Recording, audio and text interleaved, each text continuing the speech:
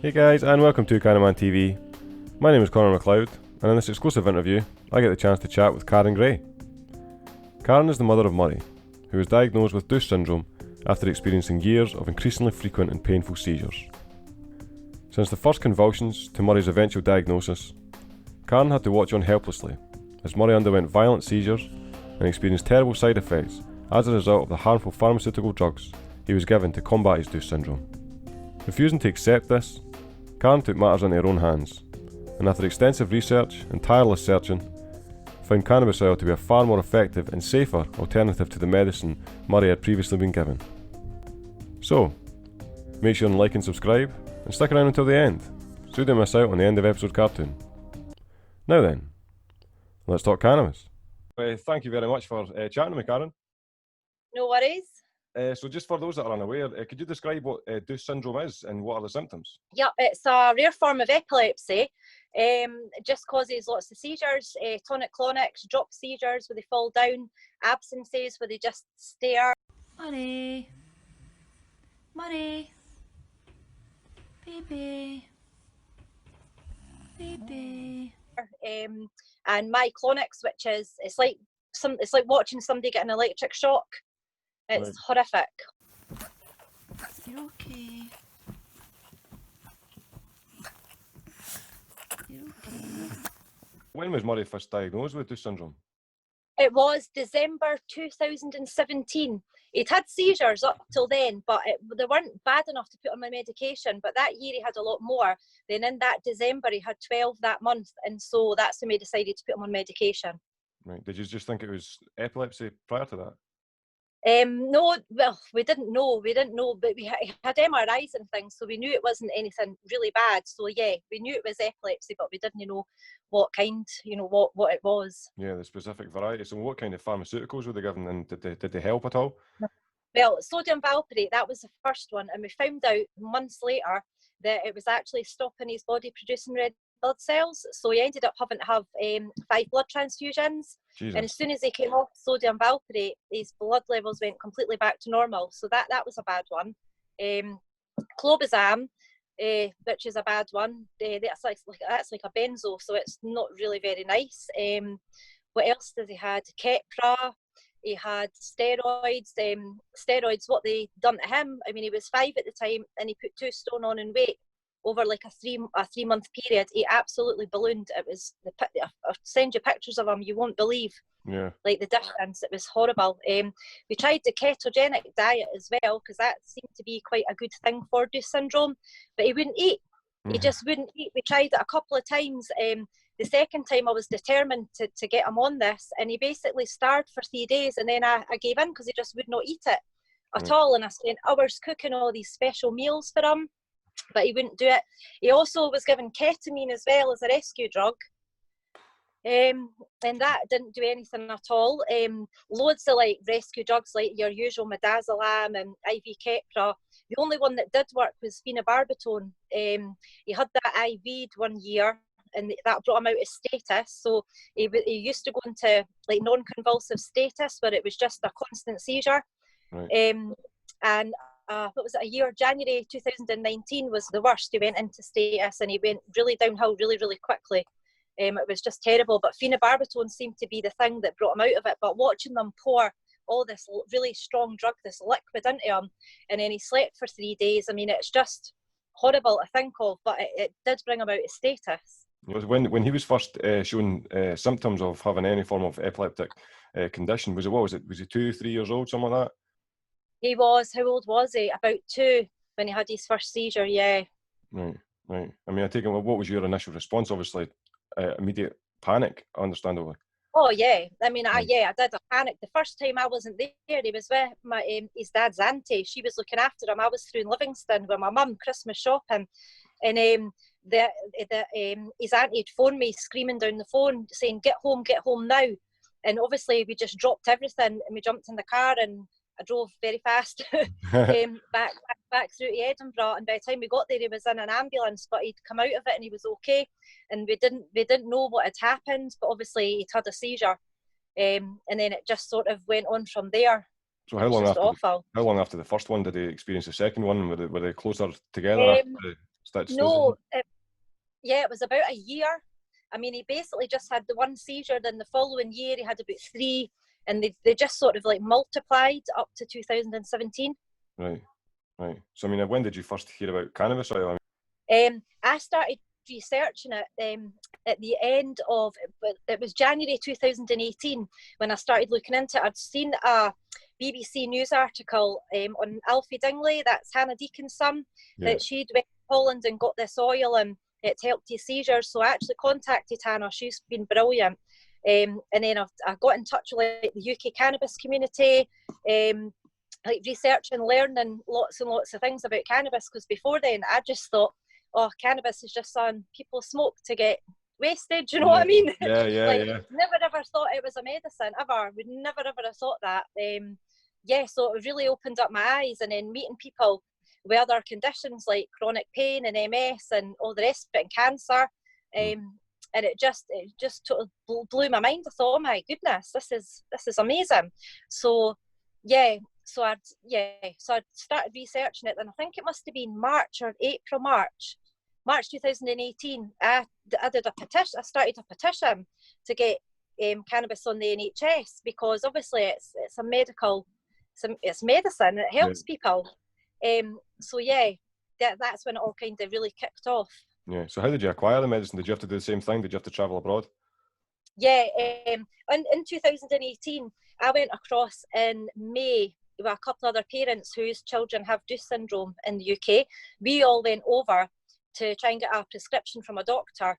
While I was there, Murray's neurologist actually phoned me and told me that he'd managed to get Epidiolex. So that was a hard decision, but I decided to come back and to let him try the Epidiolex, because he'd never been on CBD before. Right. And I just thought, right, this is something I've got to try, because the doctors are fully supportive. It's on prescription. So we tried it. You getting your new medicine? Me. You. Oh, okay. well. And then put it in your mouth first. In your mouth. In your mouth. Push. Push. Give it a big push, Murray. Big push. Push. Well done. Yeah. Do you like it? Strawberry. Is it nice? Will Pat take your syringe? Is it nice? You've got. Boy. And we were really, really lucky, and I was really grateful actually to get it. And it did stop his myoclonics, drops and absences during the day, but he was still having tonic-clonics at night. It definitely reduced the length, the length of the seizure, and it did reduce the seizures, but he was having chronic diarrhea, like really, really chronic. But we put up with it because he was having less seizures, but it just stopped working. December 2018, it just stopped working completely. It was just really, really bad. By the January 19, he was in hospital in status, really, really bad, like lying on a bed, not getting tube fed, couldn't move, couldn't speak, couldn't do anything. And then that's when I decided by the March that I was going to go over to Holland and I was going to find a doctor and get a prescription. So that's basically what I did. Was that March 2019? Yes.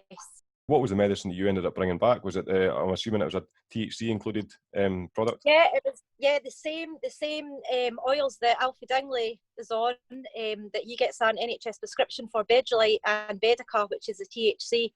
Bedulite CBD, has a small amount of THC in it. Still illegal, like for the UK. And then with the Bedica as well, it gets a tiny amount of that. So I started giving him it, and he started getting better. He went, as what he usually does, gets better, then went right back downhill again. But he went downhill again. We went into hospital and he got an EEG, and he was in status. It was bad, is what it was in March, January and March. But he was walking about the neurologist's office. We couldn't believe that he was up and walking rather than lying in the bed like he should have been. Yeah. So we went home that day, and that's when I decided to add the Bedica as well. I thought, he obviously were going to give him more THC, and we did. And it's been a year now since he had a seizure, any seizures. Excellent. Nothing at all. A full 365 days. Yep. That is fantastic. So I mean, I take it is the Bedica the 20-to-1 ratio of THC CBD? The Bedulite is what is it? There's a very small amount. It's like 0.6% THC in the Bedulite, and the Bedica's THC, that's about 2%. It's very, very it's very, very low. Right. So I mean, I take it, is this just how often do you have to medicate Murray with this? He gets both oils morning and evening, and he gets a little top up of the Bedulite in the afternoon. Yeah, and He gets 2 mils over the whole day. He gets 2 mils, just over 2 mils. That's it. And this has completely removed all seizures for an entire year. Completely. He's had absolutely nothing at all. It's just amazing. I didn't know if it was going to work to begin with, and I thought, well, what I hoped for was that it would stop him going into status, stop him having to go into hospital and be in status. So I can't actually believe that it's completely stopped all the seizures. I mean, that's just, I never expected that. Yeah, you can have a childhood again. Exactly. Yeah. Like, he's just amazing. It's just really good. He's just living life. So I mean, so are you able to get this officially through the NHS, or is this still back channels that you're dealing with? No. When I first got it, for the first 3 months, I was going over to Holland and bringing it back quietly. Luckily, I never got stopped by the third time. I had about 28 bottles of Bedulite the third time I came back, and by this point, I knew it was helping him. So the fear of getting it taken off me outweighed the fear of actually getting arrested. Oh, I thought yeah. that was so scary. And then we managed to get a private prescription of a paediatric neurologist down south. She's never ever charged me a single penny for this. She writes the prescriptions every month, and an importer has stepped in Scotland as well, and they are now bringing in and sorting out the licence and everything. So everything's completely legal now, and an importer's bringing it in. So it's just fantastic. Yeah. Excellent. Is that still through a privatised way through Scotland as well, or is it officially NHS registered? No, it's private. Yeah. There's only 2 children in the UK that have an NHS prescription for the same oils. We're struggling. They just will not entertain it at all. They will not give us a prescription. I've tried every single angle you can think of, and they just will not honour the prescription at all. I mean, that's been almost 2 years now then they've passed the law to change so it's medically. I mean, how do you feel when this is still your reality and you can see that this obviously, I mean, it saves your son's childhood? How does it make you feel if it pisses you off potentially? Yeah, I mean, it does. I can understand, like, Murray's neurologist. He doesn't want to be the first one to write this prescription, right? Fair enough. He, and I think they all are very, very wary because there's been no trials. They don't know if it's safe, so they don't want to write the prescription. But then you could argue that, well, some of the drugs that they give him, I mean, they gave him ketamine, for God's sake. Exactly. Like, they give children morphine. It's like, it's really, really, really frustrating, but they have to cover their own backs, right? And that's why we don't have a prescription. And it's just really, really frustrating because obviously they know it's helping them. They know it. I mean, firsthand, you're watching this. I mean, this has been an entire year. I know, exactly. And it's not even just Murray. There's other kids out there that are clearly benefiting from cannabis oil. Yeah. Well, I was going to ask that. I mean, I take it you're in amongst an entire community of people who can't get this medicine legally, and they're doing the exact same back channel, attempting to get it through private clinics and stuff like that. I mean, is this numerous people that are around you doing the same thing? Yeah, I think there's about 30, 40 children that now have private prescriptions, maybe actually more than that. And obviously adults through all the private clinics are now getting it that way, but it's just really, really expensive. Yeah, well, that was one of the things I was going to say, actually, because I noticed one of your posts on Facebook recently where you're doing crowdfunding to try and help other people gain their medicine as well. I mean, is this obviously a regular thing to try and, because that must be an extreme stress causer, because, I mean, you're spending every single month not knowing where the money's coming from. I know, we're spending £1,300 a month. That's how much it's costing. And this isn't even the importers bringing it in at cost. So this is actually how much it costs, how much the pharmacy in Holland are selling this oil for. Like that's actually how much it costs from Holland. So like, there's not, like, the importer's not making any money off us. They're being absolutely brilliant. Yeah. That's how much it costs to get it from Holland. I mean, what do you think is going to happen in this coming year? Do you think it's going to open up slightly in Scotland? I mean, personally, how many people in Scotland do you know that are requiring medicine more than 40? God knows. I really, really don't know. Yeah. I really honestly don't know. Quite a few though. Yeah. I mean, with these private clinics opening as well, you've got loads more people being able to access it, but then it's still a cost thing. It's not fair. If you can't afford it, you don't get it, so you just have to suffer. That's not right at all. I think, like, for adults anyway, a lot of adults are growing their own plants and making their own oil, and I just don't get the fact that the government have legalised it for medical use. So they've basically admitted that they understand that cannabis is medicinal and it helps people, but they still charge people and arrest people for having it. That's absolutely diabolical. Yeah. It's really, really bad. It's the utmost hypocrisy, really. I mean, we're dealing with this. I mean, everybody's known this. I mean, the epileptic situation as well. That's hundreds of years they've been using this thing to treat epilepsy, and I think it's just the ignorance and the arrogance of the UK establishment that it's like, oh, we need to do, like you mentioned there, clinical trials. Well, hypothetically, clinical trials can take years. So what, are these children to wait years? Are they to lose their childhood so we can get official documentation that it's acceptable, even though you know firsthand, numerous parents know firsthand that this thing works regularly? Exactly. Like whenever I went over to get it for Maria, I really honestly had no choice. There was nothing else they could do for him. And I just thought, well, I have to try this. I've not got an option. You know, that really has come to the end of the road with this, and I have to try it. Yeah. So I'm glad I did. I mean, there'll be 100%. I mean, you've got your child back, and that's the thing as well. There'll be parents right at this moment in time, you know, doing the exact, obviously because of air travel it's limited, but they'll be doing the same thing. You know, they'll be struggling to find a way that they can acquire medicine so they can have their child back. And then you've got an official person standing in a suit representing the UK government saying, well, we need to wait. It's like, it's all right for you to say that when you don't have to wake up to your child in agony every single day. Yeah, exactly. I mean, a lot of MPs are on board with this as well. MSPs and MPs, a lot of them are on board with it and want this to happen, but it just stops at the government. Like you've got Matt Hancock, who had said months ago, you know, that funding wasn't an issue and that we could all have the trials basically based on the medicine that our kids are on. Yeah. But nothing's happened. He hasn't funded it or anything. And in Scotland, although we have our own equivalent to NICE, we go by NICE guidelines. Mm-hmm. You know, we just mimic those guidelines. So, and it's those guidelines and everything that are blocking everything. Yeah, the NICE guidelines are unbelievable. I mean, they're actually one of the most glaring things on the NICE website. They promote that it has no impact on chronic pain. Well, everybody knows that chronic pain is one of the highest sought after conditions when it comes to cannabis in particular, because of the abundance of cannabinoid receptors and all that kind of thing. And you know, NICE is a problem. It really is. Yeah, exactly. And they don't, you know, how do they get that it doesn't help? How do they know this? It's just absolute rubbish. Yeah, it's hypocrisy, you know. It's a political circumstance. At this moment in time, I mean, obviously you've got your son back, and it's nothing short of a miracle. I mean, how do you, every single day you wake up, and is just the worry now that you have to acquire this medicine through different means? Yeah, I mean, like a worry, God, how are we going to continue to afford to pay for this? That is a worry. Obviously, with the lockdown and everything, we can't really do fundraising. I was meant to do a race night, which been obviously postponed, you know, to try and raise money for funds for it. So that all gets stopped. It's just. I mean, I do still every day, like wake up in the morning wondering if he's had a seizure. Still, even after a year, that's never ever going to go away ever. Yeah, understandable. He sleeps with me as well. I mean, he has done, because I just can't sleep at all if he's not beside me, because I worry. Yeah. I still worry. It's crazy, but yeah. So I've still got the worry of seizures, even though he's not had any. Just in case they come back, and obviously, like trying to afford 1,400 a month is just insane.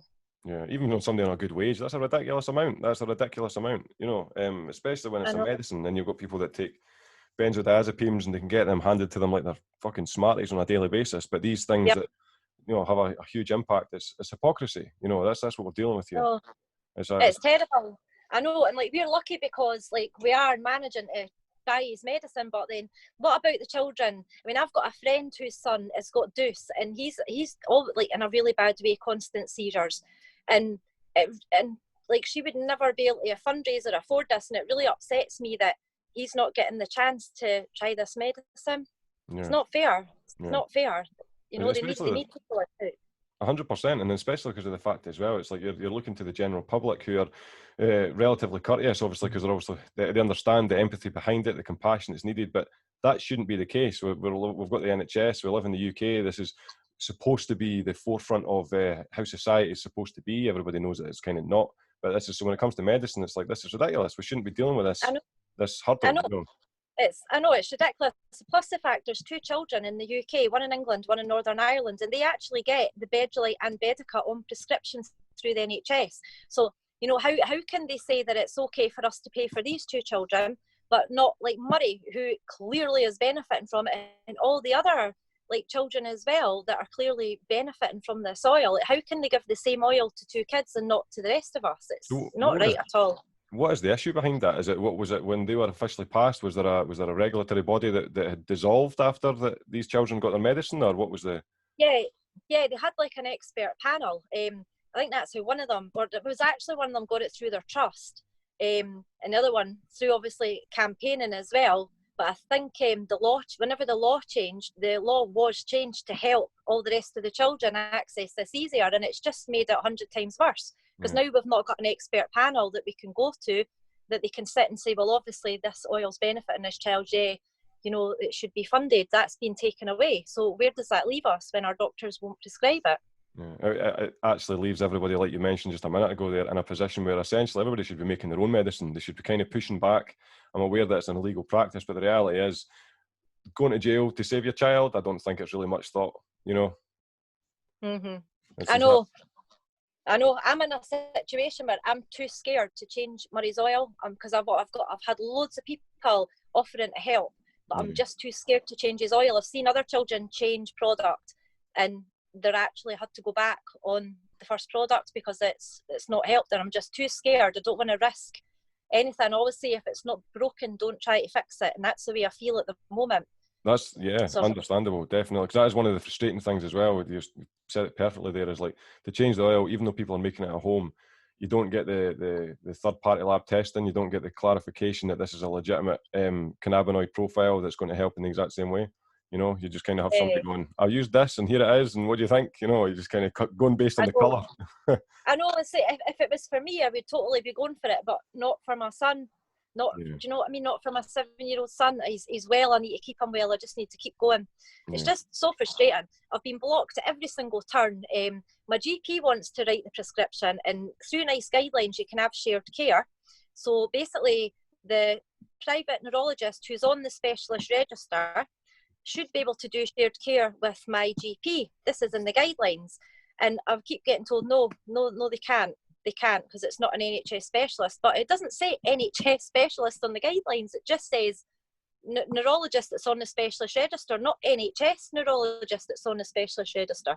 And it's just so frustrating because every single turn I've been blocked at. I've even got a pharmacy in Edinburgh that the importer's willing to deliver the oil to so that I can go and pick it up in Edinburgh. Like everything is covered. All they need to do is just honour it, but they won't.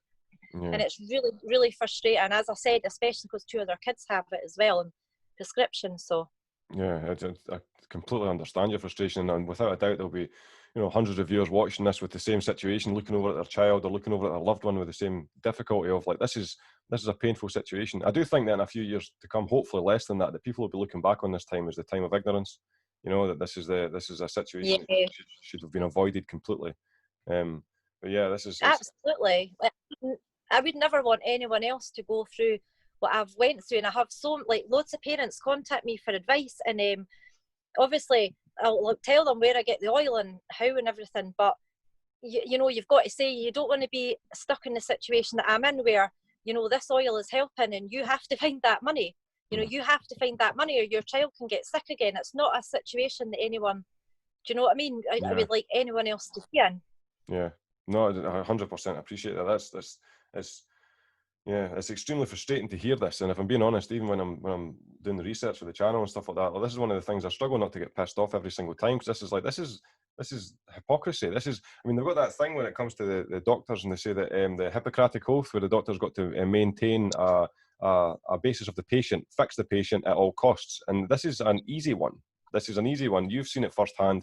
Hundreds of thousands of people using the UK. I mean, they've got, what is it recently? 1.4 million people are using black market cannabis to treat themselves medically. And yet the NHS are saying, well, we need to wait for clinical trials. It's like, that's like almost, you know, it's 1.5 million people that have to wait years for this. You must be fucking kidding, you know. I know. I think as well, like with all the other medicine, like obviously with the sodium valproate, what that did to Murray, but his neurologist has a clear conscience because he can then go back to the drugs company that make it and it's their fault.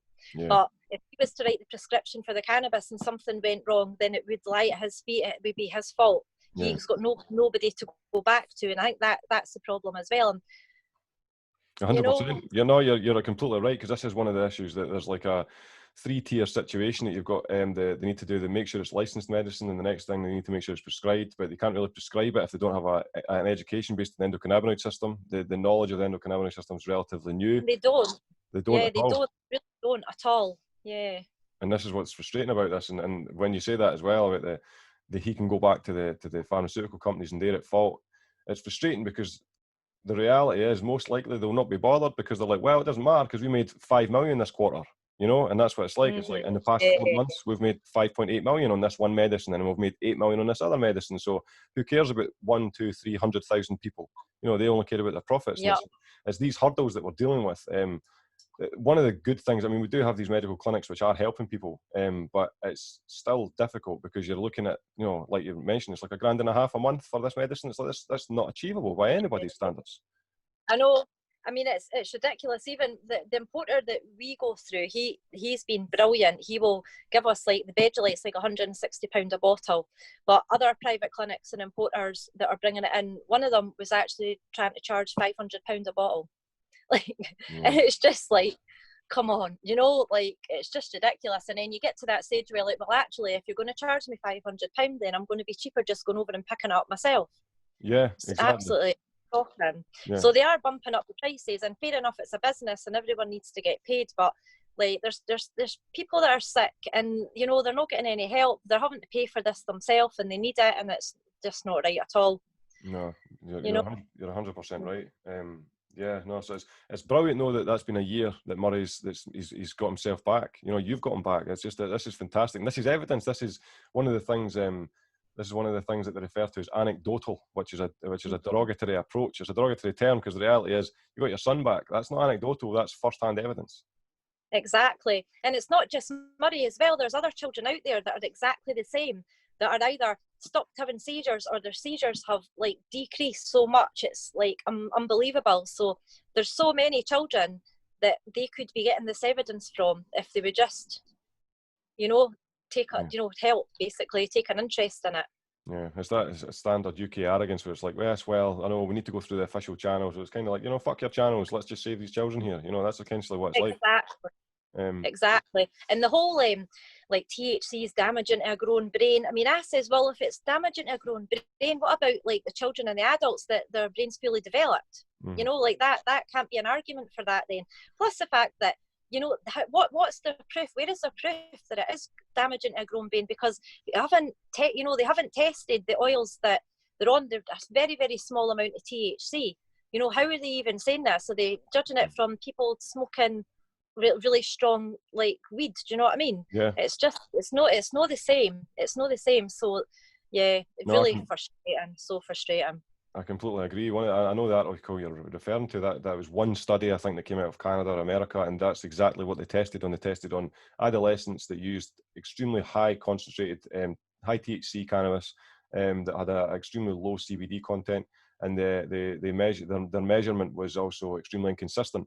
One of the things I found quite frustrating about that article as well is that THC, as you know, is molecularly similar to anandamide, which is the body's natural THC. So the reality is to say that we have a substance which we consume that is completely identical to a molecule that we produce naturally, and yet this damages our body. I don't think the body would produce something that would naturally damage itself. So it's kind of exactly. You know, it's a failing from every angle. But yeah, I think that's they tend to hold on to these individual clinical trials. These individual, we have one thing that represents a really bullshit opinion, so we'll use this as the evidence, and it's just not the case. I know. Again, regulation would help. You know, if we did have a legalized regulation, we wouldn't even have these things, because there are people that do have an emotional response due to too much cannabis use as an adolescent. But the proportion of damage is so minimal. You know, after I think 3 or 4 days of not having any use of cannabis, it goes away.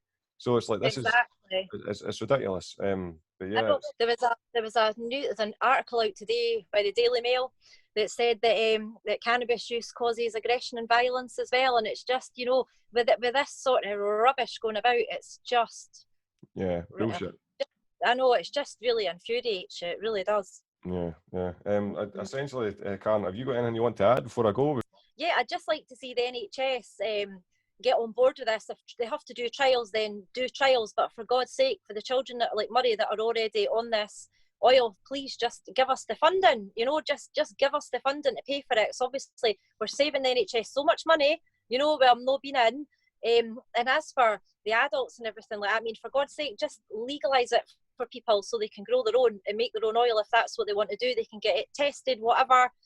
It's just absolutely ridiculous, really, especially because it's, you know, as I said, the government know that it's medicinal, or they wouldn't have legalised it for medicinal use. Yeah. Well, thank you very much, Karen. Thank you. Thanks to Karen for giving me her time. And thanks to you for sticking around until the end of the video. I sincerely hope you enjoy the content.